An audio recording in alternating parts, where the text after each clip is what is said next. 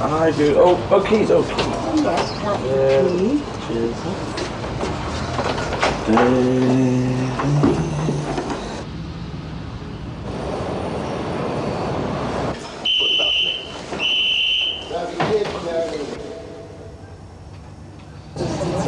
Sorry?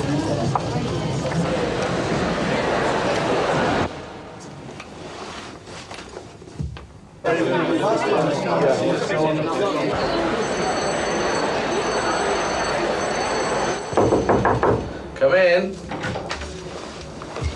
Hello, Eddie. There's a return for tonight. Thanks, June. This is June here. June, camera people. June's on the stage door. Was it 4 years? 4 years and a month. Yes. 4 years and a month. And your husband was on it before, huh? Yes, my husband was on before. He came in for mornings. He was here for 15 years. Yes, and my mother's over at the Mousetrap on the stage door. Really? Yes.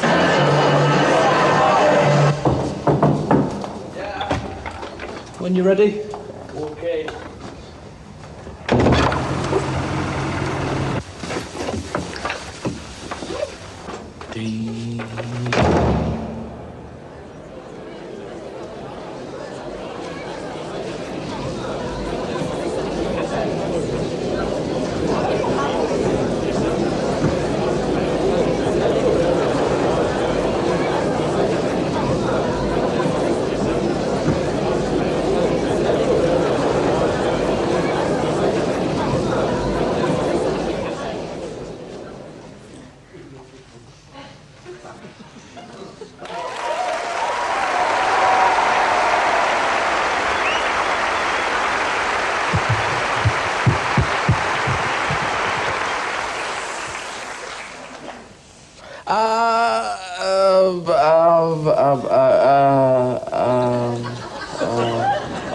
Let's not do it.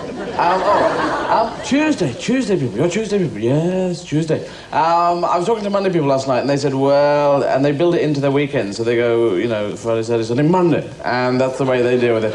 But Tuesday and Wednesday, I found people go, because you don't know exactly where you are. You know, it's not quite the weekend. You got to go away and get completely pissed after and drag yourself home and then get up for work the next day. It's kind of weird, eh?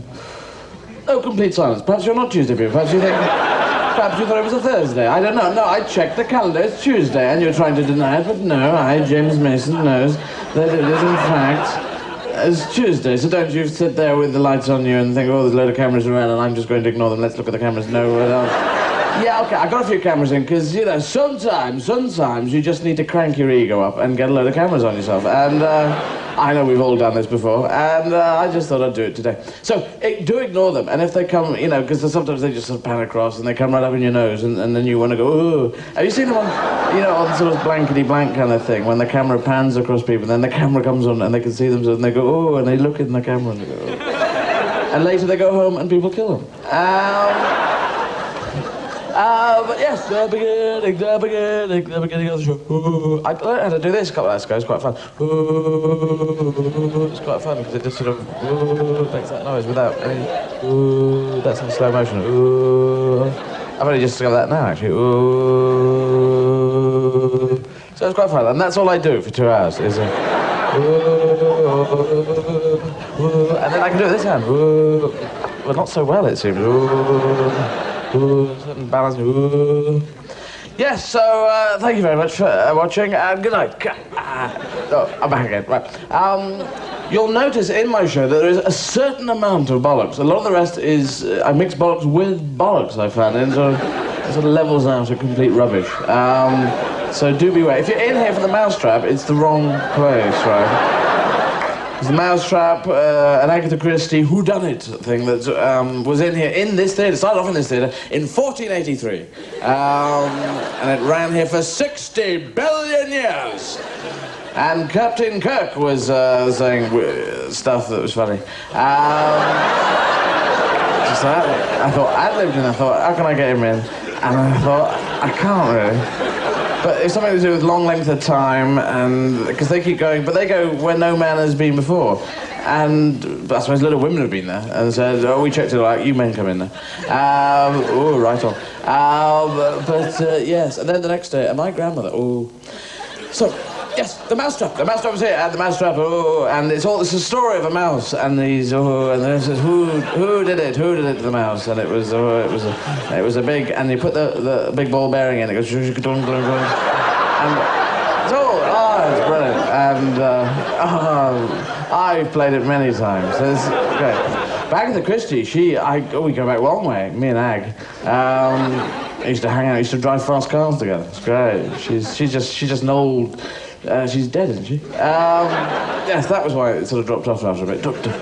Just sometimes, and then, that's.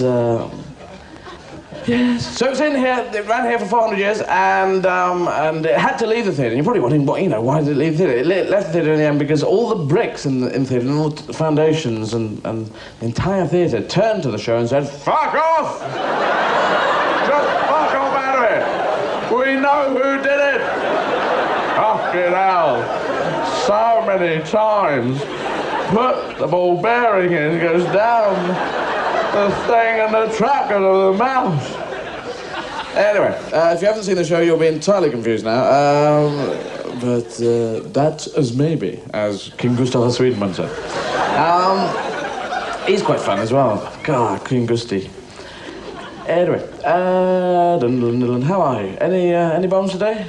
It's bombing season. It was the bombing season a couple of last month, wasn't it? It's sort of we get bombs in London. You get bombs all the time. Bomb, and we got quite used to it, yeah. And it's sort of a blitz mentality that everyone's got into, and people get hurt and killed, and even gasworks get blown up now, which is kind of weird. But I think, exactly. No, it's got into this thing where a bomb goes off, and if you're living in London, you go, where? A bomb? Where? Oh, okay, I'll go up the Piccadilly line and then cut across the Central line. Okay, no, I can, on the tube, I can go round. No, it's all right. And you sort of build it into your programme, you say, what, this whole road is closed off? Oh, right, now there's another Boots the Chemist in Tottenham Court Road, so I'll cut this again, no problem, And it's a brilliant excuse as well. I think that we've all used that excuse. Oh, sorry, I said, well, bomb scare. Oh, wonderful fucking excuse. Yes, my whole flat was closed down. Wasn't allowed out of my flat. Had to lie in bed and snore for a lot longer until they checked out my duvet, which had a sort of bomb, perhaps, maybe thing on it. And then I got up and I went to the bathroom and had to check that out as well, because I had maybe sort of toothbrush, maybe. And I got on a train. I got on a this is a bit Londonish, this, but I got on a was it a train? I can't remember. Now I got on a train and a woman just ran up to the conductor, or not the conductor. What's it called? Guard. That's it. The guard. Not called a conductor because he does that. But on the bus you have a conductor, don't you? That's a bit weird, isn't it? Bus conductor.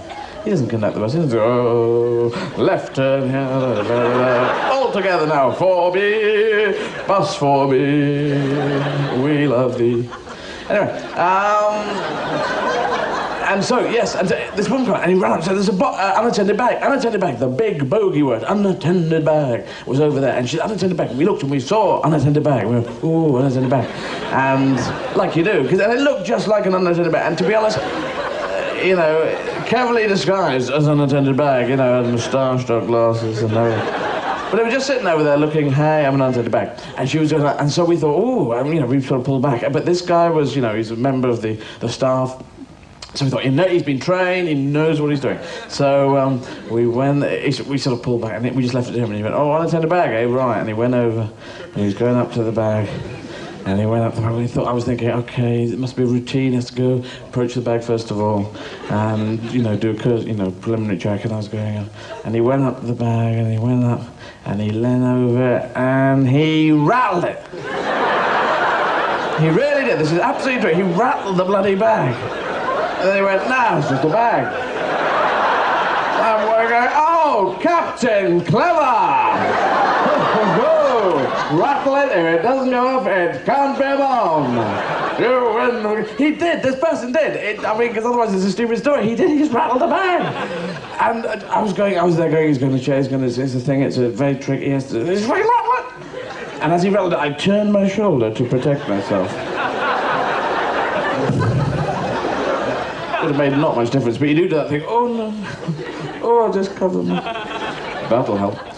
So, yes. Sorry, and I'm going to put this over here. I'm going to put this over. This is quite fun, isn't it? Well, you don't know yet, but I mean, it does this rolling thing. You know, because people do that. They measure streets. Have you seen people who go down? It's not like that. They have a sort of a roundy thing and a handle, and they just go down like this. It's a bit of a not a great job, I don't think.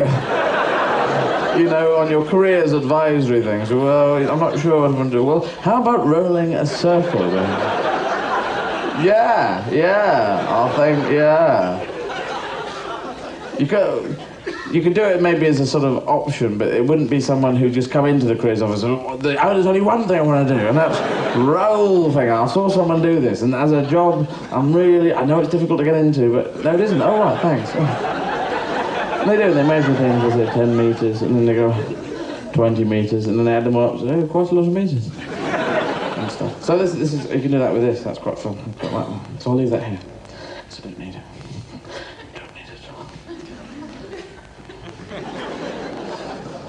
Yes, and sorry about the beginning isn't really, you can't do it in stand-up. I've tried to work out how to do a big entrance, and you can't sort of lights and smoke and pull back the curtains and go, hello. Doesn't really sort of happen, you know. And stand-up comedians and the monarchy, very similar in this area. Just don't, you know, there's no real way you can, the monarchy just had to invent fanfares. They invented fanfares, very good fanfares. 4 blokes with trumpets, trumpets with towels hanging off them for some reason. And in case they get hot, they go, oh, dab, dab, dab.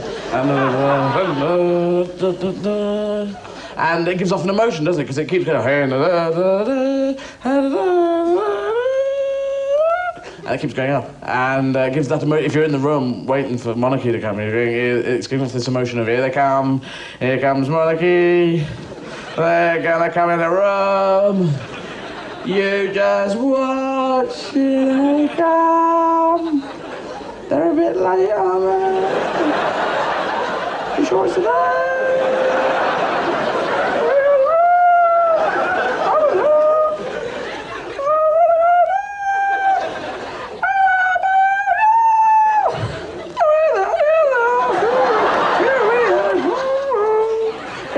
Oh, those two don't get on.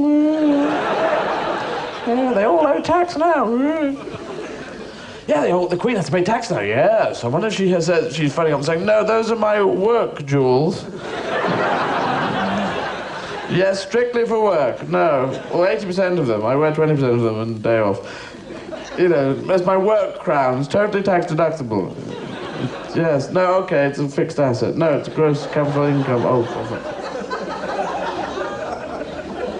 She must get a bit bored occasionally. And all these palaces have been burned down. Hampton Court burnt down. Windsor Castle burnt down. That was very weird. It's obviously Liz falling asleep with lighted fag. That's what I think. And Phil's going, just you be careful, Liz. Don't you fucking fall asleep with fag. I go, fuck off, Phil. I'm the Queen. I want a fag. I have a fag. 41 years I've been a Queen. I have a fucking fag. Oh, look at these paintings. Marvellous paintings. They're all on fire. On fire. You're right. Run, Phil, run. Scarper. Quick, Andy, piss off out there. Tell them we were nowhere near, right? My mother and father were nowhere near, in Guatemala at the time, shooting sheep for, Because he does that, doesn't he? Prince Philip shoots things. He's head of the World Wildlife Fund and he kills animals. He's kind of a contradiction, he really is. Come here, you lovely panda. Ah, you lovely... I'm head of the World Wildlife Fund. It's my job to shoot things, look after them, shoot them, kill them dead and let them live. Protect them from death, but shoot them dead. Depends what they look like. Does he go, what is it? Is it one of ours or one of theirs? It's like the Second World War. Is it one of ours? No, it's one of theirs. No, it's one of ours. Oh shit, sorry, you're okay. Oh, well, no, it wasn't me, it was my son. I like to shoot things and get them on the wall. That's my main ambition in life. It is, these people have these big heads sticking out of the wall. It's my job to get heads sticking out of the wall. And fun. In this room I have all these heads sticking out. There's a big rhino and all that kind of stuff. And then if you go into the next room, you can see all the backs sticking out in that room. Because what we did was we captured them, brought them back here, get them on a trolley and say, run at that wall at high speed, will you? They shove their head through, we put a little trophy around, and then we close that other room down. Because it looks a bit weird, you know? Yeah, so he's head of the World Wildlife Fund, and he says, my job is to look after endangered animals. But there are a lot of other animals which are not endangered at all. I'm going to shoot the buggers dead until they become endangered. Then I'll look after them and build up their numbers. Then I'll shoot them dead again, then build them back up, then shoot them dead again. I'm a one-man idiot. But also, very good ambassador for my country. Oh, yes, because he went out to China was the last time he was used as an ambassador, wasn't he? And he went out and he turned to some students and said, you know, they're all very slanty-eyed here. I mean, if you are ambassador, I just think there's... you couldn't have done anything more stupid. You know, why not insult the country you're going to be ambassador for? I mean, just... ooh, my God. Anyway, that's... And he shouldn't be called Prince Philip, should he? No. Because, you know, there's this thing of... which is old and crap, and I hate it, which is that women take men's names. And I hate that. Like Mrs. Peter Smith. And the woman's totally disappeared into this bloke. And, you know, into his personality. So I hate that. But if you're going to do that, then he shouldn't be Prince Philip. He should be King Elizabeth, shouldn't he? Yeah. And then he said, what's your name? King Elizabeth. Didn't quite hear that, mate. King Elizabeth. King Elizabeth, right? Are you a endangered animal? And then the Queen wrote the Annus Horribilis speech, a speech from out of space. She dropped in 2 words of Latin, and I just don't know why, to be honest, because she's never done it before. Perhaps in the Queen's speech each year, you know, because this year it was leaked out, you know, big excitement. And perhaps she's getting into a stand-up comedian kind of thing. So, my husband and I, 2 men went into a pub. And one said, no, you fuck off. Oh, anyway. What? No, you piss off, mate. No, I'm the Queen. That's a good put-down, man, isn't it? What? What? No, you piss off. I'm the Queen. Off with his head. Oh, we can't do that anymore. She wrote Annus Horribilis, and the journalists sort of reviewed it and said, well, Annus Horribilis, of course. But it's just, where does it come from? I mean, she just dropped Latin in. This year I've had Annus Horribilis. A shit year, basically. In your parlance, I should kirk. I think she was in the Twilight Zone at that point. Rod Sterling was always great with his fag thing, because it was all, you know, remember the beginning of the Twilight Zone? It would all start off just weird, wouldn't it? And it says, you know, and a monkey would come on and play a banjo, an old granny with a can of soup, and then it would cut back to Rod Sterling standing there. You go, what the fuck's he doing there? And he's there with a fag saying, a monkey, a granny, a can of soup. It couldn't happen, could it? But it could in the Twilight Zone. You just shovel out any old rubbish in there, couldn't you know? A banana, a can of grease, an elephant, and a cheese, chunky. Could it happen? No, but it did in the Twilight Zone. Follow the story. What do we do now, Rod? Oh, just muck about a bit, and then one of you goes to heaven. All right, got you. He was right. He was quite groovy, Rod. But there's also Tales the Unexpected with a sort of British Tales the Unexpected. There's always a push at the end of the tale. Do you remember that on telly? A push at the end of the tale. They would go along and a push. And they were easy peasy to write because all you had to have is something unexpected happen. So you say it was a bloke. Yeah, exactly. What have you written? Your brains are in advance of me here. But no, you say a bloke, and he has a relationship with a woman, and or his wife or whatever, and he thinks his wife is seeing someone else, so he goes home from work early, and she's at home, and he goes home at 4 o'clock, and he opens the front door, and a pig eats him. Totally unexpected, isn't it?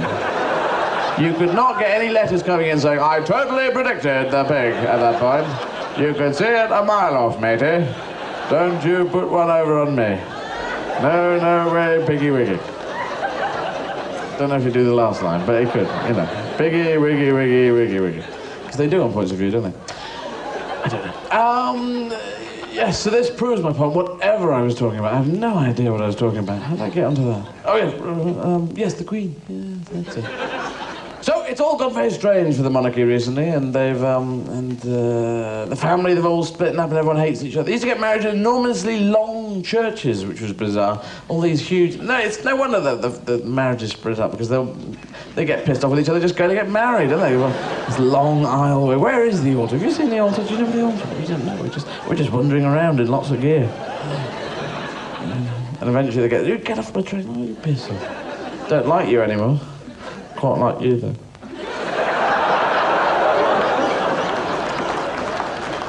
And the Queen, she used to be very sexy. During the war, she was quite sexy. She looks a bit pasty these days, but cool. During the war, she was quite sexy, wasn't she? I know no audience can believe this, but all the audience go, Queen, sexy? No way. Oh, her and Marge during the Second World War. Oh, fancy them.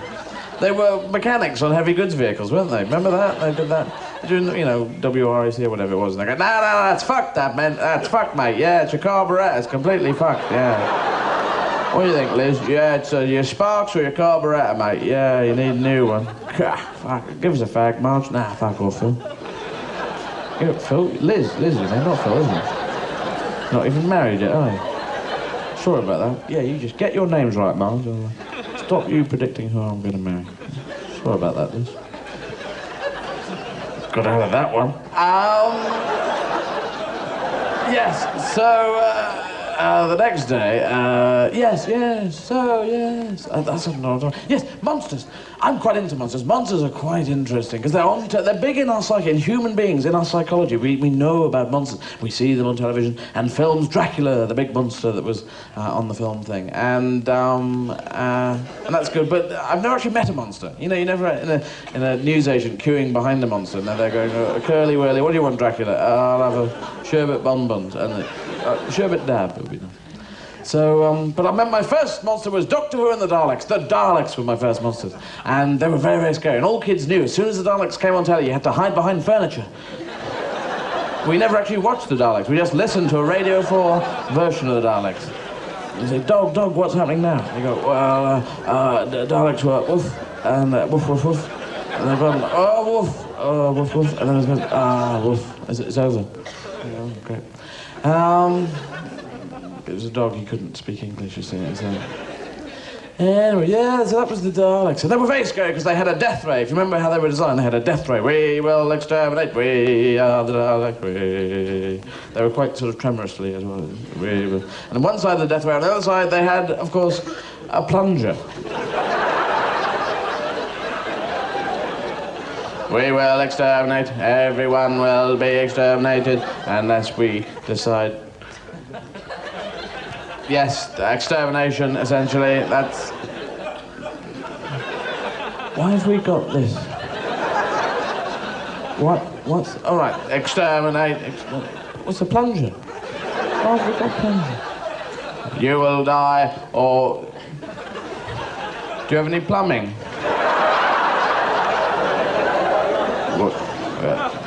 I don't... What? Death or plumbing? Death or...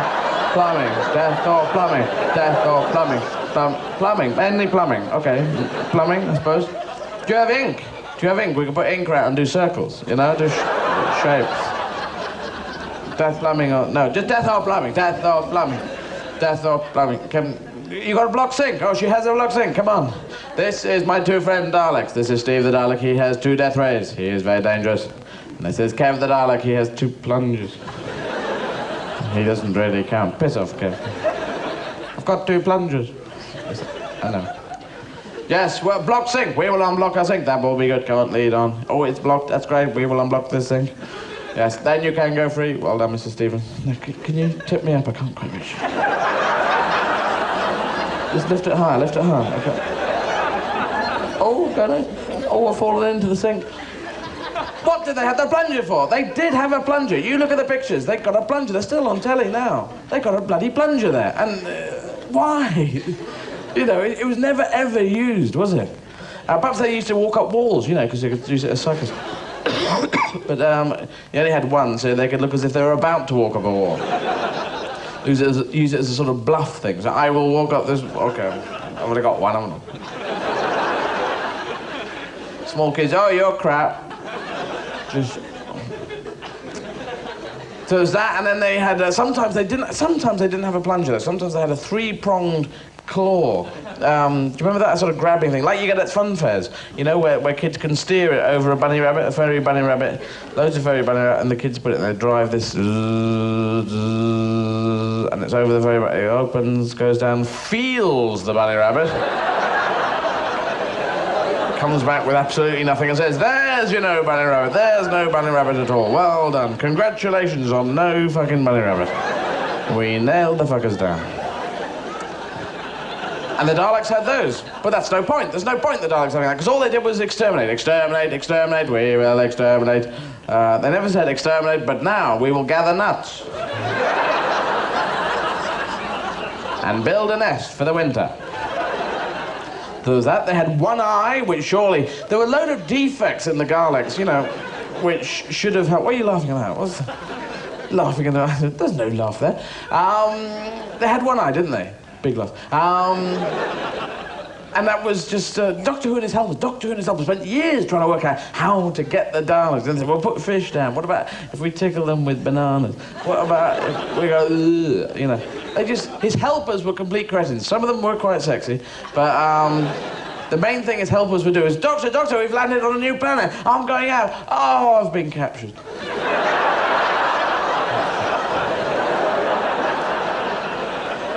All they do, wasn't it? Doctor, Doctor, oh, I've been captured. Let's go over here, oh, I've been captured. Look, I've been captured. I'll just go and get captured. Doctor, we've landed on a new planet. It's time for me to be captured. Oh, I've been captured. You never guess what, Doctor? What? You never guess what? I've been captured. I've been captured by... Oh, he's gone. Hey, wait for me, you captured me. Oh, you refused to capture me. What a bastard. No capture today, then. Anyone want to capture me? And then the Doctor, once he'd been captured, the Doctors who would have to go, oh, I'll go and get them. Oh, no. And then he'd drag them back. Come on, just stay here. Stop running away. Oh, I've been captured. Stop being captured. Nail your foot to the floor. True story. And they never worked out that they could just run up to defeat a Dalek. No. To defeat a Dalek, all you need to do is run up behind and put your hand over his eye, you see? And then he goes, don't tell me, don't tell me. It's Kev the Dalek. Steve the Dalek. Oh, I don't know, otherwise, no. I haven't got a clue. So that's it, you know, that's brilliant. And then there was other big defects, like the Daleks saying, we will exterminate, everyone in this house will be exterminated. Oh, they've all gone upstairs. Oh, for fuck's sake. Oh, fucking hell. They're all in the bedroom. Can you see they're all in the bedroom? Can you see their feet? They're watching the Generation game. Oh, for fuck's sake. Didn't we know about stairs? You were supposed to do this, Kev. You're supposed to know about this. You're technical. God. But there was a later episode where they managed to get upstairs. You remember that? Doctor Who and the Daleks Go Upstairs, it was called. And they were upstairs, it was great, and they came in and said, now we're upstairs. It was a rope and pulley system, you know, like lifting in pianos through an upstairs window. They said, now we are Daleks, we are upstairs, we are Daleks, we are Daleks, woo, woo. Oh, they've all gone downstairs. Oh, for fuck's sake. Oh, we'll never... What are you both... What are you supposed to be down there? Why are both of you up here? God damn it. And then they had wheels, didn't they? Doctor Who, and the Daleks were on wheels, not Doctor Who. And that was a big... You never saw the Daleks chase across the shag pile carpet, did you? Or the Daleks chase through the wood, very rare. The Daleks in the ploughed field, very few of those scenes, were there? And the Dalek boys like, you're covering me with mud! Comedy turned to camera, you know. Wah, wah, wah. Crappy old sound effect. Have you got a tissue, Steve the Dalek? I haven't got tissues. I'm a Dalek. I don't have tissues. Oh, Steve the Dalek. Steve the Dalek. What are we going to do, leader, then? I don't know. We're stuck in the mud. I will ask those animals with 4 legs that go moo. They might know. Tell us, who is your leader? Take us to your leader. We are Daleks. We're stuck. There's cows there going, it's a load of Daleks. Looks like a lot of Daleks, doesn't it? James. Yes, it does. Very well pointed out, Sean. Thank you very much. It's a load of Daleks got stuck in the mud. How quite unusual. Very strange. And why are we playing cows as well? That's another question. Why is Sean Connery and James Mason playing cows? And why does Izzard have to announce what his impressions are before he does it? It's because they're so crap.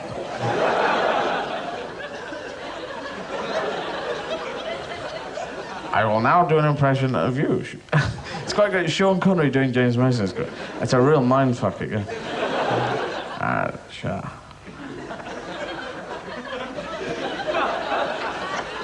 No. I can't do it. It really... It's hard enough to get into one, to get into both of them. We can get into one and then go into the other. Shannon. No, Mr. Panda. Well, Sean Connery doing me, that's quite weird as well. Anyway, I'm no good at impressions, but I can do, sometimes they sound like Sean Connery and James Smith, sometimes they sound like Arthur Askey and Bernard Manning. But religion is really what I want to talk about. And philosophies as well, because philosophy and religion and philosophy, they're two words that are both different in spelling. But I'm not religious, but I think that, religion's a bunch of collection of ideas, and philosophy's a collection of ideas, but religion is also, I feel, a collection of ideas, but with a mystical God who is above. Is always above, never to one side. Never say, God is, of course, over there. Because people would go and look behind their head and say, what, this is God? And they say, well, whoever there is God. Oh, it's a duck. Are you God? Yes. Quack. Show me a miracle. Quack. Okay. It's a duck. Jesus, he was a religious kind of guy. Well, was he religious? No, I'm not religious, mate. No way. Anyway, he had some interesting ideas. I look at him as a sort of Gandhi figure, because I'm not really into religion. I'm not a religious person. I'm interested in the ideas. And he said, relax, be groovy, have big beards, yeah, that kind of stuff. And then people killed him, and his ideas split into many different areas. And then quite often, people's ideas can be twisted into bad things, like the Spanish Inquisition. I don't seem to remember Jesus ever advocating the Spanish Inquisition, you know. I don't remember what Jesus said, in a parable. And man, he doth have two sons. To one son he doth give land and goats and geese. To his other son he doth stretch him out an enormously long leg on a rack, and then ask him questions in a Spanish language. It just got totally twisted away. And Jesus, for me, big beard, loose flowing clothing, because it was quite clammy out there. He wore flip-flops on his feet because he was a kind of, a sort of a fashion guy, and he was Jesus, and he never moved very fast, did he? It was a hot country, and he knew that flip-flops are dangerous at fast speeds. If you buy flip-flops, on the bottom is a size that says 40, yeah, and that's actually the speed that you can go in flip-flops. I just thought that. It implies slightly for fucking 40 knots. I think they'd be off. Yes, so, yeah, true. And he never, if you read the Bible, he never moved very fast in the Bible. If you read it, it never says, and Jesus shifted down the hill at high speed. Or things like, Jesus did turn to his disciples and say, quick, Scarpa, it's the Rozzers. And they did Scarpa down the hill. And that did Scarpa Jesus to drop his flip-flop and go... And then Jesus to drop his another flip-flop and say, Jesus H. Christ! H for Herbert. And all the other disciples to drop their flip-flops. Simon Peter to drop his, and Matthew and Mark and Luke and John, and all the English disciples dropped their flip-flops, basically. All the ones from Oxford who were out on a fishing trip. And even Judas, a local lad, dropped his flip-flop. It could have been on purpose, though. Not sure about that one. And then Jesus turned to his disciples and said, no, curl your toes at the end of your flip-flops. They're really hard.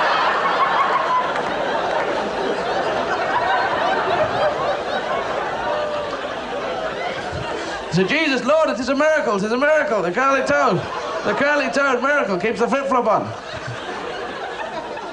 And the Rozzers, who were the Romans, followed behind at a fixed pace, and their flip-flops did not come off because they were attached all the way up to about here. And that was why they ruled the world. You must admit, there was never any great conquering nations that conquered the entire world with flip-flops. Have to be securely attached flip-flops. Otherwise, you go into battle and people go, oh, hold on. Oh, I'm dead. The Legion was moving forward at a fast pace, and they all dropped their flip-flops. It was all over the place. That's what happened, of course, to Napoleon at Waterloo. All the flip-flops. Lost them there. No, so yes, the Romans were very well-organised and very violent, and they went around the world conquering, killing loads of people. And they invented the pokey-pokey sword, non-glamorous, the pokey-pokey sword. That was their technique. Because all these other people had huge double-bladed axes, and they'd go around going pokey-pokey, pokey-pokey, pokey. And And then just go up to it's great because you go up to a big, huge Visigoth and say, "You're a big, smelly goth, aren't you?" And you go, "Well, I'll get you for that." And you just go, "Oh shit, good point." They developed the first tank, years before tanks. They developed, I think it's called the Tortoise, which is the scariest tank. They got all the platoon together, and they'd all hold their shields on the outside, and all shields around, and shields over the top as well. And then they'd all chug around like this with the pokey swords on the outside. Pokey, pokey, pokey, pokey. And the people in the middle just didn't have to do anything. They could lift up and go, "You're all a bunch of bastards. I can take you all on. Hey, you! Oh, it's all broken up. Ooh.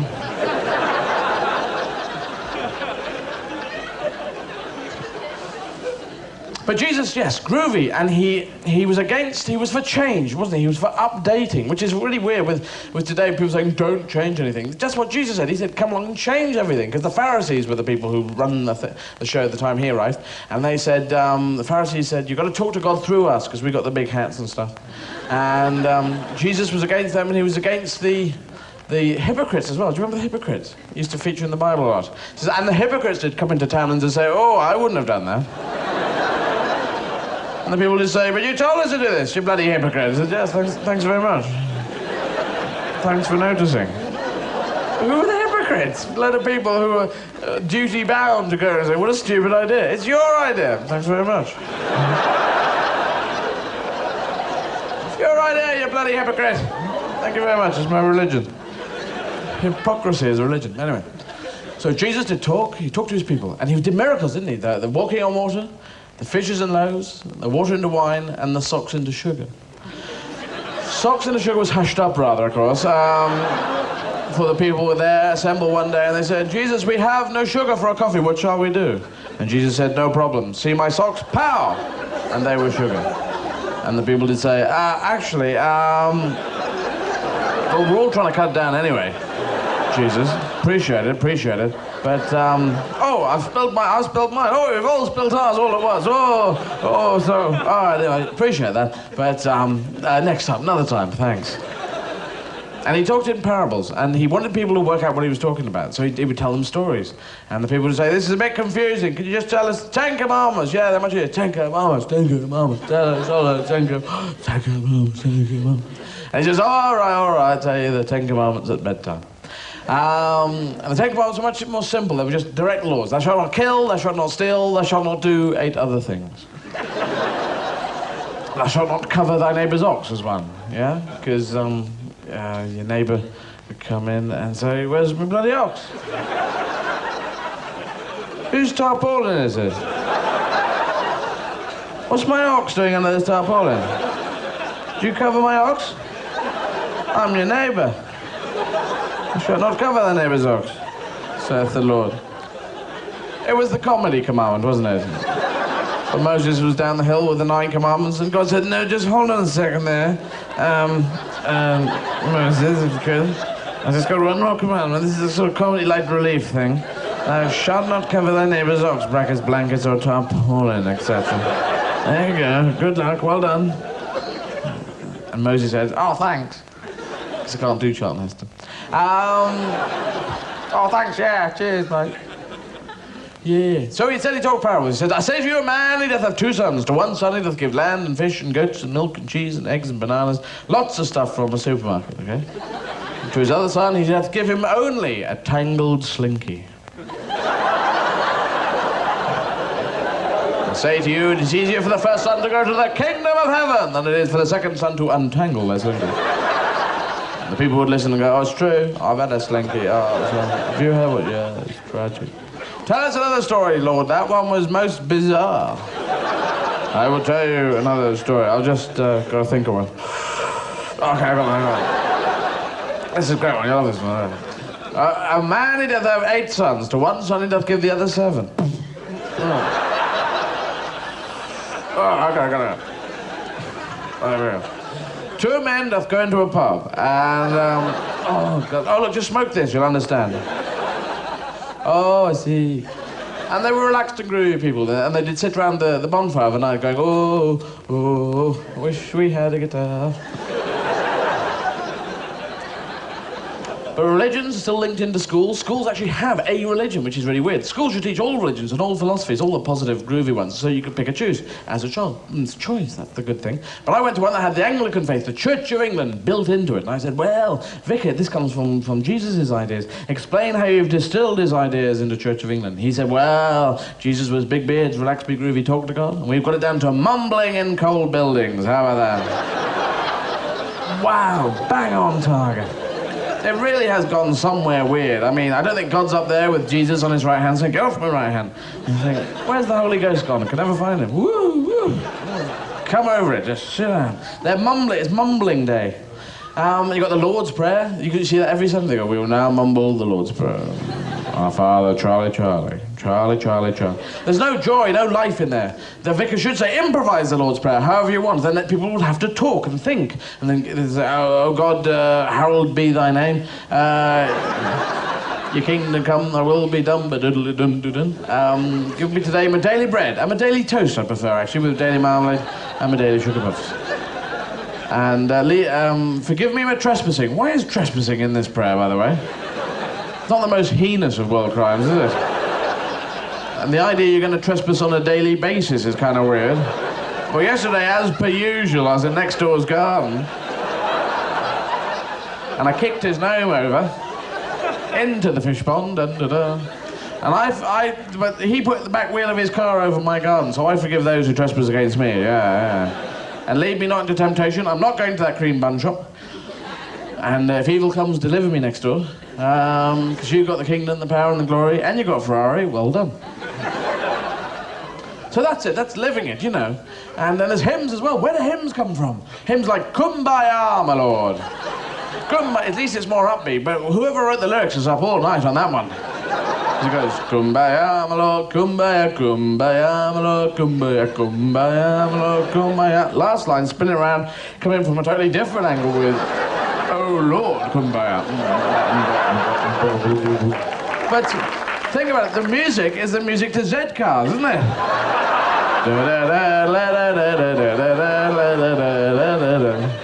Old police soap opera. And the words are the words to that famous television program, sheep herding one, called One Man and His Dog. Kumbaya, kumbaya, woo, woo, woo, kumbaya, woo, woo, woo. And so God's up there saying, some coked out of his head fiend's got kumbaya. One Man and His Dog and Z-Cars, a soap opera. For God's sake, what's going on? There's that, and then there's the huge old hymns, big, lengthy beats, ones that go on for hours and days. And they're played on an organ, which is not an instrument, it's a wall, isn't it? It's got rocket silence at the top, it's got 500 keys, it's got a clutch, it's got a brake, it's got an accelerator, it's got a load of choke buttons for a cold start on a Monday morning. It's a bloody lorry. The Vic Verger's 109 black, it's sucking me in, Vicar, it's sucking me in. Play it, damn you. And the vicar gets up and says, we'll now sing hymn 4,000,009. Oh Lord, this one goes on forever. And the introduction goes in. Na na na na na na na na na na na na na.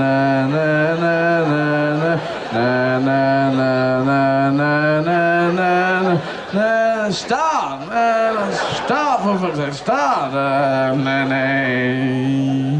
And all the congregation decided to slur the entire thing together. Oh my God, there's one goes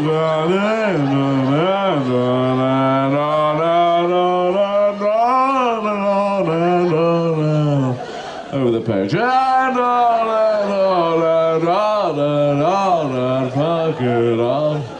I don't believe God's up there saying, what a hymn, what a classic, long, strong and rubbish. Endless, that's all. One more time on that one. Could you kick up the beat a bit though? Have you heard of Nirvana? Come on, just kick it up a bit. So yes, if you are religious, that's okay, that's groovy.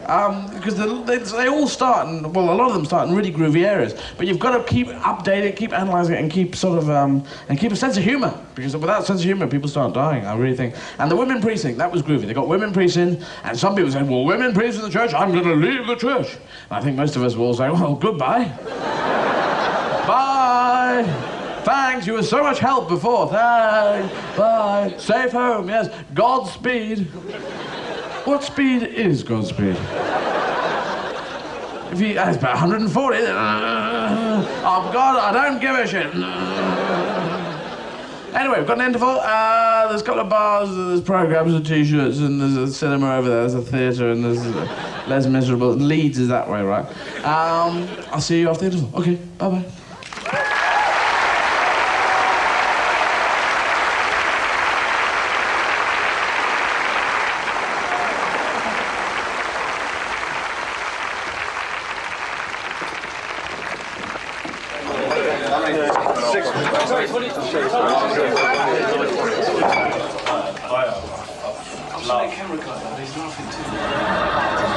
You're just laughing when he's masterful.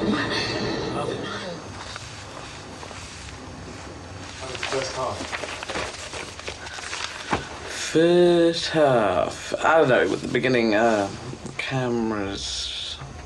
I thought, actually, when I went on, or before I went on, I thought that, the cameras, I would be okay, you know, I just sort of breeze on and say the cameras. And I was supposed to talk about the cameras, and I didn't say it. I said the cameras are here, but then I didn't really do what I was going to do. I was going to sort of point it out more, and I sort of breezed on to another subject, So, yeah, I think it was a bit clunky at the beginning. But, you know, it always is, actually. I think I'm always clunky at the beginning. I actually almost purposely make it clunky, so yeah, whatever, you know. I mean, that's how it's going to be.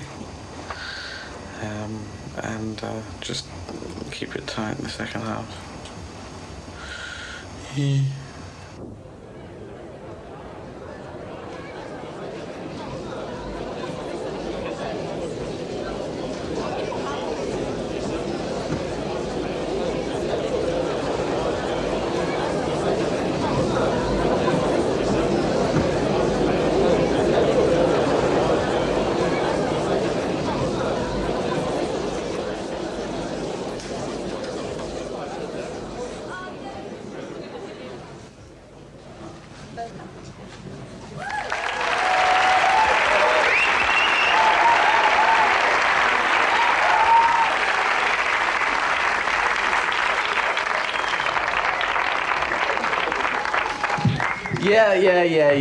Yeah. So, the first time, you know, when I looked as though I was late, I wasn't actually late. But this time, I was late. It's always quite fun just to be late, you know, and just to, you know, and oh, yes. Right. Good laugh at the back. Well done. Thanks. Have we got that on a tape loop?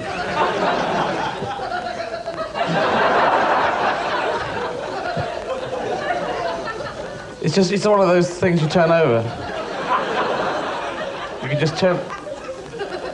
That's it. You can even turn over imaginary ones. What? Where were you in the first half?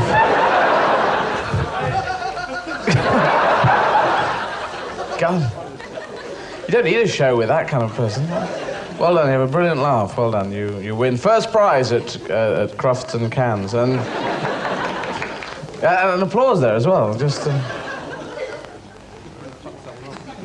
Good.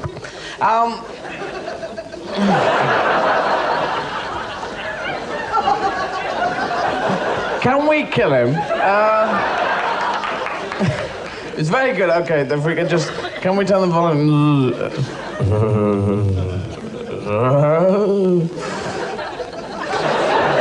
Right now, this is going to come in throughout the rest of the evening. Right.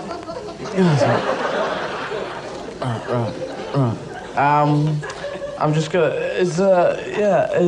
Because I was late. Are we all? Is it coming through on the thing? I don't know. Anyone can tell me. Or stop the show if you're not.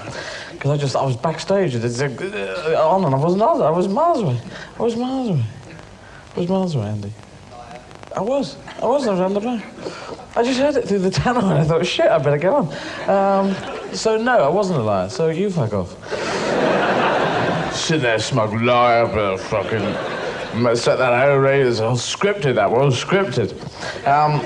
I will put this thing here, which I did put on that side. I'll now put on this side because it's that way. I've worked out it's quite a good sort of switching system. If you've fallen asleep, you wake up, you'll know it's the second half because it's there. It's a real first half, and you can just check. You know. Sorry. No, you fuck off. No, it's Sean and James. Sean Connery, James Mason just hang around the back and sweep up. Don't you, lads? You what? Let's just run back. It's just there.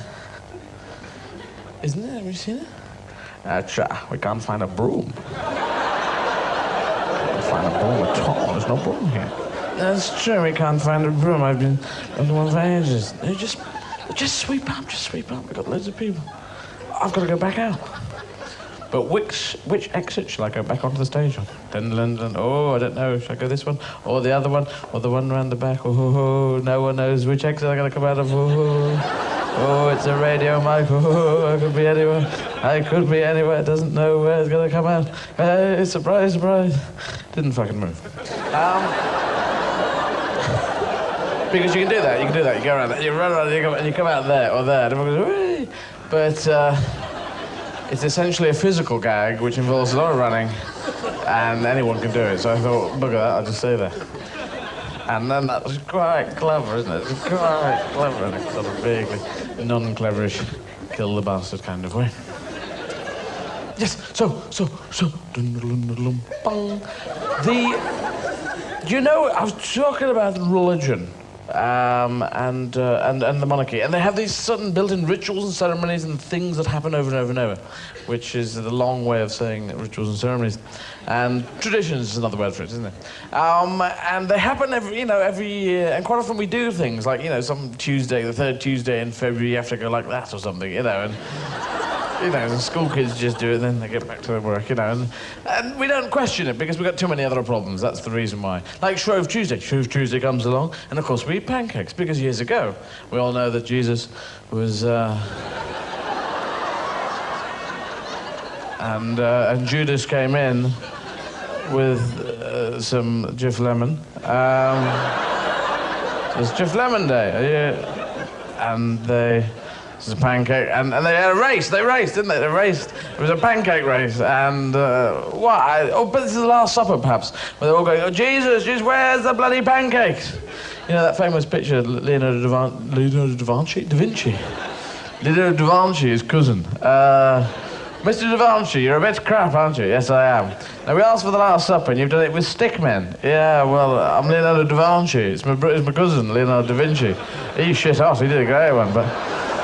I got this one really quite well, didn't I? Leonardo da Vinci, I just do stickmen. I'm a plumber. I work with Daleks. It all links. But yes, so rituals come along. Shrove Tuesday. Another one is Halloween. Halloween comes along, 31st of October. It's so scary, we all forget about it, don't we? We haven't got a clue it's happening until... For me, I keep on catching Blue Peter, the sort of kids program with entertainers and stuff, and presenters, that's what they call. But they come on and say, oh, and you switch on, and and you go, what the fuck are they on? We've made one up earlier. They keep making things up earlier. It's obviously... It's the Nixon. Good sneeze. Wow. That was a front teeth coming out. So, your whole nose flies off. And someone, thank you. Got your nose back, mate. Anyway, yes, they do this. And what they do is they hollow out a huge pumpkin and put candles in it and say, look, scary veg.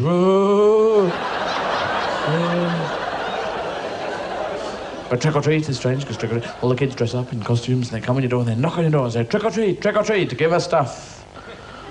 Or we'll play a trick on you, that's it. You've got to give them treats, or they'll play a trick on you. And you can give them any treat. I suppose, I don't know if there are any rules on treats. You say, there's some garbage. There's fluff, we sound outside. Right, all right. Oh, but the rules on treats says that it's got to be quite a treaty thing.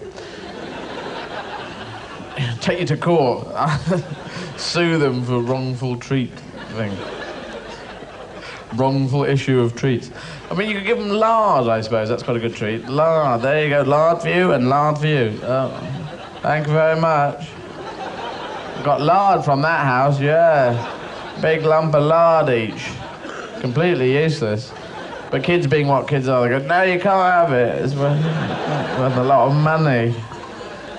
Because lard, my grandmother used to swear by. Lard, lard in the morning, lard in the evening, lard, lard, lard, lard, lard. My grandmother used to get up and go, ooh. Lard, you say. Lard. Go to work on a lard. And if you're cooking sausages, it was lard down first, sausages on top, sprinkle lard, lard, lard, lard, creosote, lard, lard, lard, Dulux paint, I don't know. Loads of stuff on, then there's a cherry on top, and you serve it all up with a flagon of lard for everyone. Lard. And here you go, here's lard in your face. Thanks very much. Here's a dagger in your stomach. And remember, you could use it as a feigned way of seeming like you're generous, going to pubs and say, landlord, lard for everyone. People go, not for me, I'm fine, thanks. Well, just me then, I'll have a whiskey and a lard chaser. Oh, it's all rock solid.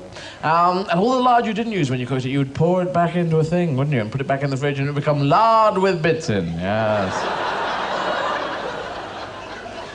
And nowadays you go into a supermarket and you put your hand through the hangy-downy plastic bit that's over the fridge where you can thread your arms all the way through, which is quite interesting.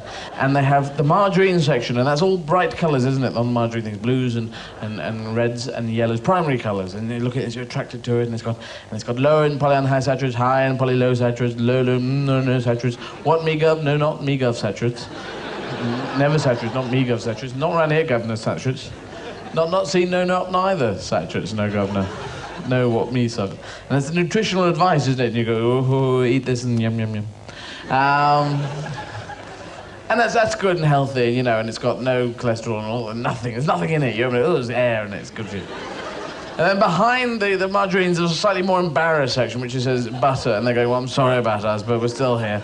But at least you can spread us from the fridge now and not have to separate your bit of bread into 8 pieces and the cat runs off with one.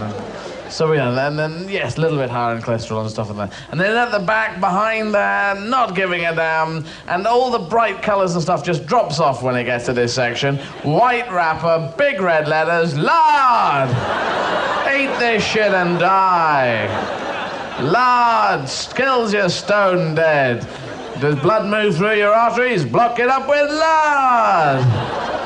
Nutritional advice? No. Proteins? What the hell are they? Carbohydrates? Never heard of them, gov. Fat? You bet your bum. We got some of that. Yes, sir, Bob. Tons of the stuff. Oh, we're full up with fat, mate. Lard, we're called lard. Big white wrappers, and you have lard or lard with bits in, a choice. And there was that, remember that campaign where Butter said, welcome back to Butter. Welcome back to lard! We never went nowhere. Just been sitting at the back, quietly waiting. Like Jack Nicholson. Because he quietly waits sometimes. Anyway. Yes, so trick or treats. Come over to this country, small children come to your door and they knock on your door and little British kids going, trick or treat, trick or treat. Give us stuff for no reason. And I was there, I was saying, but you've got to dress up, you've got to dress up. I'm going to give you a treat, you've got to dress, you know, costumes and stuff. What the hell have you come as? I am casual clothes monster. This is small child monster that has seen lard. And is friends of someone. I say, well, okay, that's good. But, you know, treats, I haven't got any treats. Yes, you have got treats. Have I? Yes. Good. Who am I playing? I'm not sure. No, yes, you have got treats. I can see treats from here. I can see stereo treat. And there's color television treat. And there is what's that, the freehold deed of a property treat. That's for me, that's one treat. And for my friend, you can owe him, or we take you to court. I said, no, I haven't got any treats, they're not treats, so you can't have any. Okay, what's your trick if I don't give you treats? We will kill all your firstborn. Well, you're a bit biblical on that one. I haven't got any firstborn. Well, we will kill all your frogsborn then. Because we are dyslexic and know no difference. Okay, we will poo on your sheets that are hanging here on this washing line. I said, well, poo away, and I slammed the door, and they were up on the washing line, pooing away. They were next door sheets, you see, it didn't really matter. But I just thought if they come to your door and they really haven't bothered, just have a pack of cars next to the door. So they come to the door and they go, trick or treat, we have come to collect the goods. And then it's like protection, isn't it? It's like small-scale protection. Give us stuff. Or, you know. And then you get your cards. So it's trick or treat, so you get your cards and you say, there's 4 diamonds, and disappeared, yeah. That's my trick, where's my treat? There is a lollipop and a Mars bar. Thank you very much. Well, that was shit, wasn't it? Don't go in that house, it sucks your treats in. It is a treat-sucking house. Known in the book as treat-sucking house. We went there with treats, came away with treats -2. It's a black hole of treats. And you can talk about it. It's very weird, this stand-up comedy thing. It's very strange, because you can talk about anything you want. The really big subjects: death, religion, sex, violence, war, love, God, and clammy weather. And clammy weather is the root of all evil, I do feel, because hot weather clothes off, cold weather clothes on. But clammy weather... it's no good for human beings at all. None of us go to a travel agent and say, do you know anywhere clammy? And they go, well... the clammy Azores, you could try. The clammy islands. And you look at the brochure, you go, oh, right. You go, ugh. Ugh. Pictures of people going...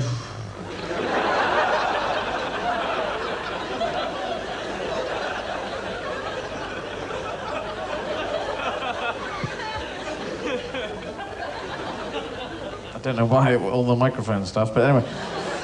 It's true, it's no good for human beings, but it's very good for strange people that get on buses. And I don't put these in them. These are people who, when it's very, very hot, very, very clammy, and the bus is very, very crowded, they seem to get on the bus and join you. And they're very cleverly strange, because they never get themselves away. They never get on the bus and say, I'd like a 40p ticket to woo-ah! Because if they did, the driver would go, no, you're one of those strange people, aren't you? No. No, you're not getting on this bus, not on James Mason tours. Recently privatized, no way. No, you get off right now. Didn't really sound like James Mason, but I just said it very, very fast for some reason. Now get off of the bus. I'll get Sean Connery, the conductor, to come down, and he'll beat you in Spanish. Now get away. Okay, I'm James Mason as well. I am. There's 2 of us. No, you're not. You're not James Mason. Yes, I am. There's 2 of us. Sean, kill him. Now listen to me, Sean. Now, which one of you? Oh, it's Chris Farr. If you haven't seen him, Chris, I'll forget it. And so they get off the bus and go, oh, I'm a strange person. I've got a strange person to base, strange person to base. I've been thrown off the bus. I've been fingered. So no, they're very cleverly strange. When they get on the bus, they say, I'd like a 40p ticket to somewhere completely normal, like the park or somewhere.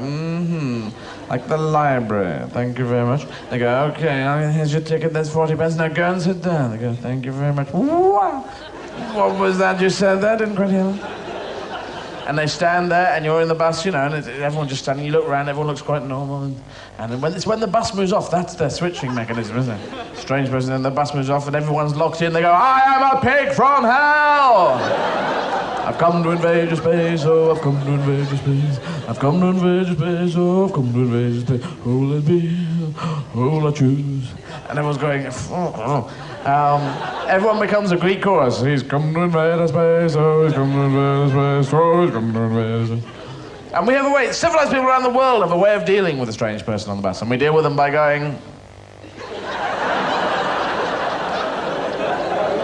Externally, we're doing calm, no problem. Yeah, okay, yeah, fine, okay. But the eyes are telling the story. The eyes are going, dive, dive, dive, dive, dive, dive. We are civilized people on the bus. There's a strange person here with us. He's trying to talk to us. It hasn't been introduced by 2 members of the family. Help, help, mayday, mayday, we're going down. Grid reference, 4, well, the post office, really. Is there anyone from a more huggy nation on the bus? Anyone from a more tactile nation can talk to this guy and tell him to fuck off. He's coming up to me, I've got to go out. Help, help, we're going out of control. Go away, just go away. Pull your socks up, man. That never works. The socks up line never works, because these strange people have pulled out of society, and I just get this feeling that they've pulled out of the sock market as well.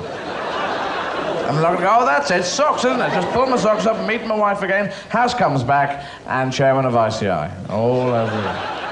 What if I pull one sock right over my head and back down? Then I will have my socks up, but I will be Captain Strange from Tortuga. No, that doesn't work, because what you've got to do is you've got to go into their conversation. If you want to talk to a strange person, go and talk about whatever bollocks they're talking about, yeah? I know this because I was street performing down at Covent Garden, like all that stuff in the programme, me on the unicycle. I did all that 4 or 5 years, and we worked on the street all the time. We hung out there, took our clothes off down there in freezing weather, which is kind of bizarre. And these people lived on the street. These were not strange people from on the bus. These were strange people sans bus.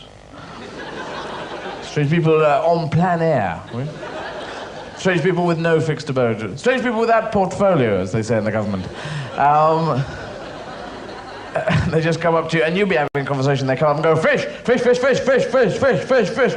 And we go, what fish? What? We haven't got any fish. What? What on earth are you talking about? And they kept doing this, and we couldn't work out what to do until we realised, let's go into that fish conversation. Let's join that fish conversation, but with a greater intensity than them. That's your key. So next time they go, fish, fish, fish. We went, huge fish, big fish, we love fish. Lead us to fish, take us to the fish land. And they were going, fucking hell. Get the fish freaks. I mean, I like fish, but not that much. It really works, it really does the treat. Don't get freaked, just go into their conversation. They come up to you and say, car, peanut butter, car. You say, car, peanut butter, peanut butter. They go, Jesus, he's out of his tree, this guy. And they just back off. The guy on the bus, I am a pig from hell. You stand up and say, I am king, pig from hell. All pigs from hell must leave at the next stop. Oh, he's a king, I didn't realise. Strange person to be, strange. There's a king on this one. Okay. Roger. You didn't know what he said, did you? So it's very true. Also, the other thing clammy weather's very good for is gnats. Gnats, gnats, gnats. They love it, old gnats. Sometimes you're out in the countryside and there's one of those big slopey downy things. You know, big sort of hangy downy hills, they're called, aren't they? And there's a forest and a stream and there's a sunset and the water's babbling down going, well, I'd heard that, yes, I'd heard it. And you stand by the banks of the river and you inhale a wonderful lungful of gnats, in fact, isn't it? Gnats you couldn't see, that you wandered into as you're wandering through the forest going, what a wonderful, what a good... And then you just do the dance of the meeting gnats dance, don't you? I've met gnats. And you can have a badge that says, I've met gnats. Ask me why. People go, no. I'm very strange, ask me why. Badge. Why are you strange? Because of pigs who live in trees. Anyway, so, and once you walk into gnats, you inhale them, don't you? And then you're coughing up gnats the rest of the evening, going, blue, blue, blue. And then your finger gets tired and you go, forget it, doesn't it? Yeah, so you're driving along in these sports cars and the hair is blown horizontal and in the hair there's gnats. Gnats like to ride the hair.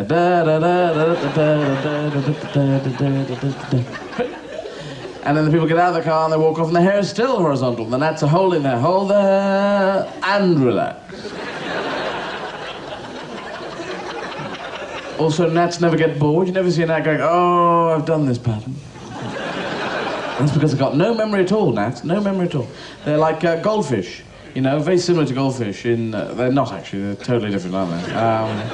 But sometimes you're walking in the forest and you go, oh, freaking goldfish. But then it depends what you've been smoking. But no, goldfish have a 20-second memory. You probably heard about that. But, you know, people worked it out. I don't know how, but they always said, what's your name, goldfish? Steve. What's your name? Steve. What's your name? I don't know. Just 20-second memory you got. Thanks very much. Thanks very much. Thanks very much. What? And it's great for goldfish, because goldfish live in goldfish tanks. They don't live in the wild at all, do they? You never saw Jacques Cousteau going, and here the shark swims by very fast, very dangerous shark. Behind the shark is a fucking goldfish. They only live in goldfish tanks. So that's great. So they swim around in goldfish tanks going, oh, what a lovely view. Oh, what a lovely view. Oh, what a wonderful view. Oh, what a gorgeous view. And it wipes every 20 seconds. Perfect. Make sure it's a 20-second tank, of course. If it's a 10-second tank, then it's hell for the goldfish. Because then they're going, oh, what a lovely view. I've seen this before. No, it's a lovely view. It's very familiar, though. Oh, what a lovely view. Or is it déjà vu? Interestingly, if it's a 19-second tank, then they're going, oh, what a lovely view. Oh, what a lovely view. But sure, oh, what a lovely view. Isn't that, what a lovely view. If it's a 30-second tank, then they're going, oh, what a lovely view. To here. Then they'd go, oh, what lovely. Would they? Yeah, they'd overlap, wouldn't they? Oh, I think we're right, yeah. They'd tell us, wouldn't they? Say, oh, yeah, I'm a bit worried. Gnats also very, very quiet gnats. They're complete opposite of the big flies, the big horsefly, big fly things that live in cow dung all the time. You know the ones, and you walk past cow dung in the countryside and these flies go, no, I wasn't in there, no, no.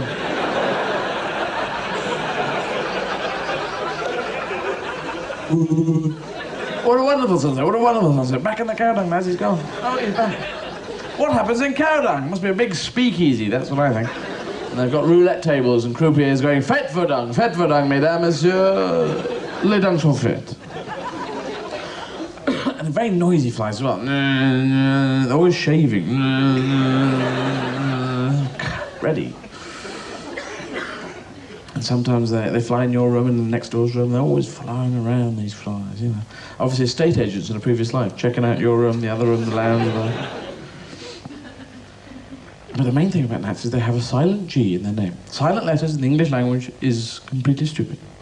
Because there's no logic to it. It's a letter you write, but you do not pronounce. And I got this idea, it's devil may care is off the wall, but why not write them? Why not bother writing down the G in gnat? Which is so heavily pronounced. I mean, it's just completely stupid. Or if you're going to do them, have invisible letters as well. Ones that you can't see, but you have to pronounce, yeah? I mean, it's really stupid. And dyslexia, I'm dyslexic. Not totally, I mean, I can read things, but it really takes me a long time. I'm a lot slower than most people. And so it's real hell when I was at school. Silent letters drive you up the bloody wall. And dyslexia was diagnosed in the 80s, but not in the 70s. I was at school in the 70s. So in the 80s, they're saying, oh, you kid, you have dyslexia. Now you sit there, and everyone on your spelling test, you just watch telly. He's going, oh. Oh, great.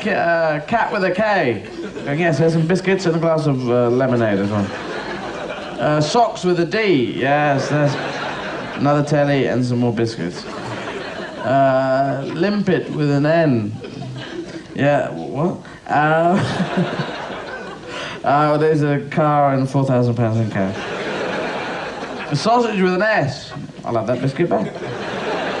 But in the 70s, they're saying, you lazy bastard, you pretend you've got dyslexia, it hasn't been diagnosed yet, you made it up, you can't even spell the word, you spell it, I'll believe you, but you can't, so I stab you with a bread knife, I stab you with a bread knife, I stab you with a bread knife. And the irony is, of course, you can't, can you? Because you have to slice with a bread knife, that's the irony. Because it has a beveled edge. Very British word. Well, oh, let's have a beveled edge. I'd like a whiskey with a beveled edge, please. Yeah, so, whatever I said, yes. So that's true, and dyslexia and stuff. And they say to me, spell cough, and I go K-O-F. They go, it's not K-O-F, you fool, you swine, it's C-O-U-G-H, soog. We spell it soog and we pronounce it cough because we're British, for God's sake.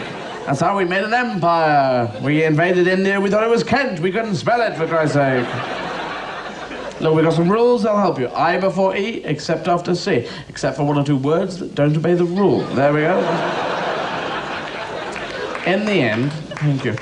Thank you to people, fish. In the end they say, look, just spell ant, and I'd write out the entire alphabet. And they say, that doesn't spell ant. I say, it's somewhere in there. There's the A, there's the N, there's the T, the rest are silent. But if you are dyslexic, and you'll know this, when you were a kid, one thing that made us complete killers when we were kids, and that was the game of I Spy, yes. I Spy for dyslexic kids. Our games were going for many days, they were. I spy something beginning with S. They go socks, sugar, soup, semolina, sherbet, shingle, shooby-dooby. Getting out dictionaries, soliloquy. No, it's not. Solzhenitsyn, he's not in the room. What the hell is that? I go, S is for ceiling, hey! And they'd stab me with a bread knife. But, But yeah. But, oh yeah, but I'm going to talk about, well, I'm going to finish up by talking about something that's quite a taboo subject, which people don't really talk about. Premenstrual syndrome, that's the thing I want to talk about. Which sounds, no one talks about it, and people say, oh, because society's whole attitude on premenstrual syndrome is, no one basically has conversation. Men know nothing about in their periods and tampons, which are in this era. Men know nothing about tampons. Men go, tampons. I'm sorry.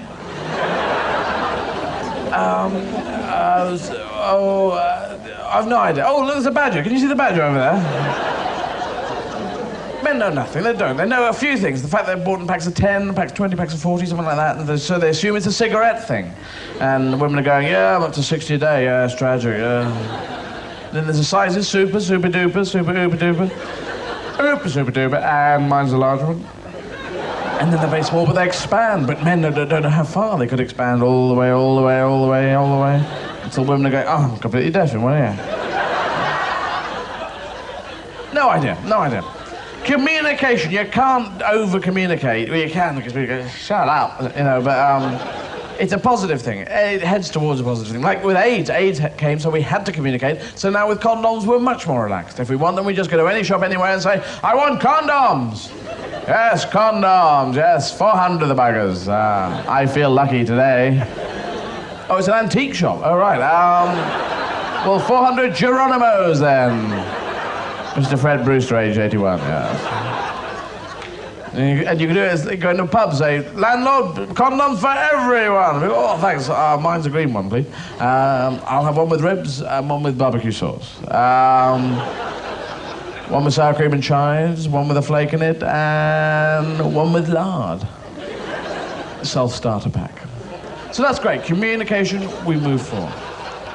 But within periods and tampons, it's difficult enough for women to talk about it, because in teenage years, some girls go to their mums and they say, Mum, explain periods and tampons to me in a relaxed and groovy way. That'll make me feel good about my body. And your mum goes, well, periods are the work of the devil!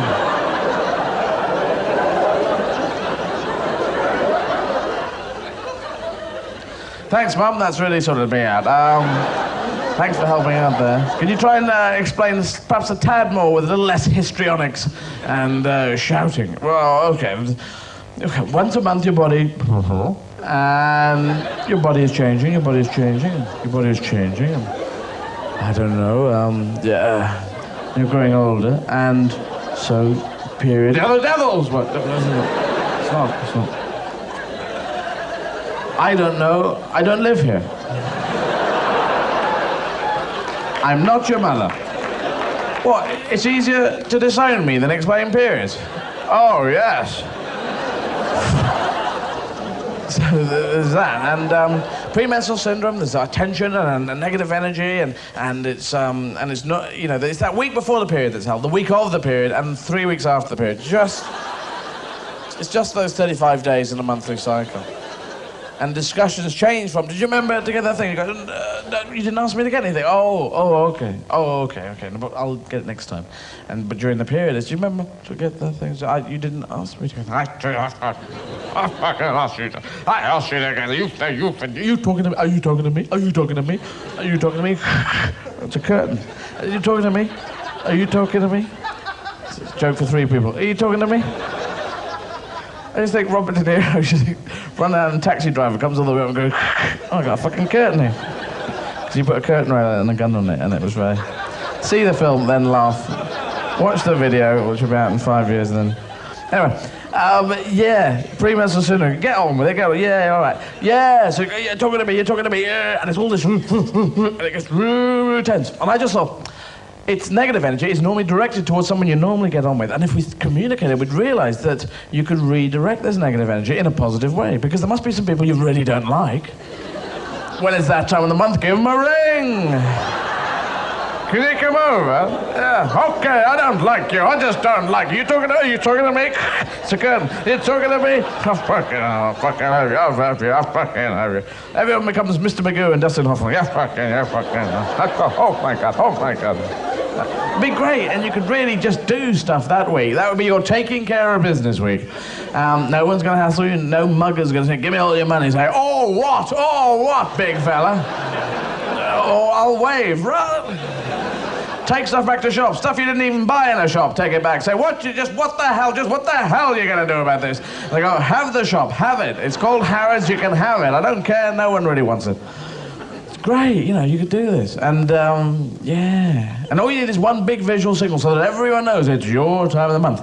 And I thought instead of the short string time, on the long string time I would do it. Bells on the end, tie-dye the piece of string. When it's that time of the month, you're around town.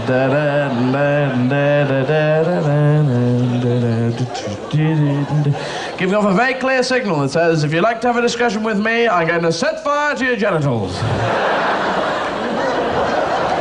So there you go, Tuesday. So that's my little show. Yeah, hope you've enjoyed it. If you haven't, then there was the interval. So thanks very much, and good night. Cheers.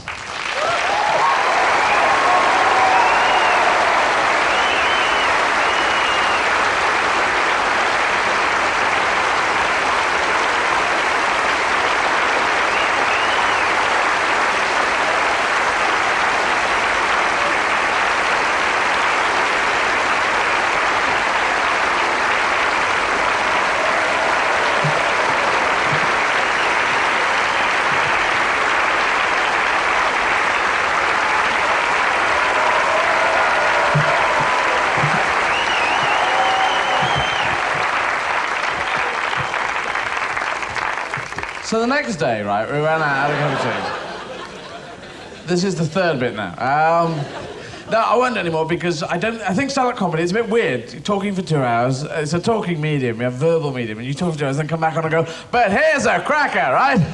So, man, went into a pub. So it's a bit weird. But,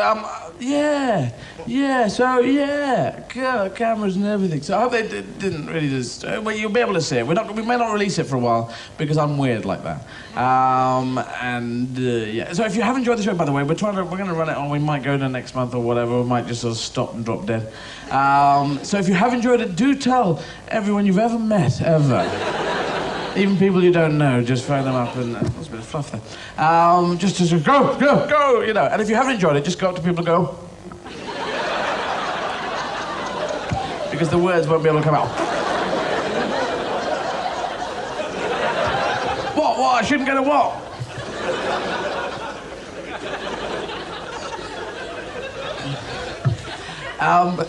Or just say, oh, it was the mousetrap. So, yeah, as well.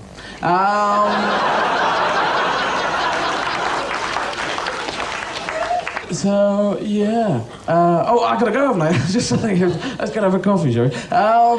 Thank you very much, thank you. This is the first one we've been in. It worked out quite well, I thought, you know, and stuff. And yeah, so I'll piss off. Thanks very much. Good night. Cheers.